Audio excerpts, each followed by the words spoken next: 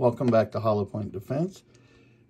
I was searching on YouTube and could not find a video on how to take these new mag releases out of the M&P metals. So this is the competitor.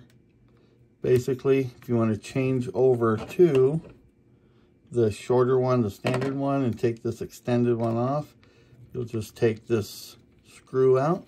It's an Allen head, but my jeweler's flathead screwdriver works on it good. Remove that. You'll flip the gun over, and there's a little slotted pin right here.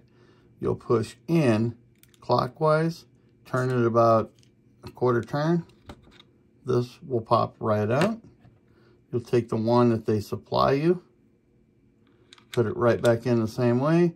That same pin with the slots there, push in about 1/8 of an inch, turn it counterclockwise, and you're done.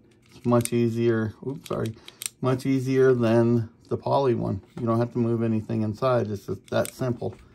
That little pin right there, you'll just turn it clockwise to remove it, counterclockwise to put it back in. And that's that simple. That's how you remove the mag release on these new M&P metals. Thanks for watching. Take care.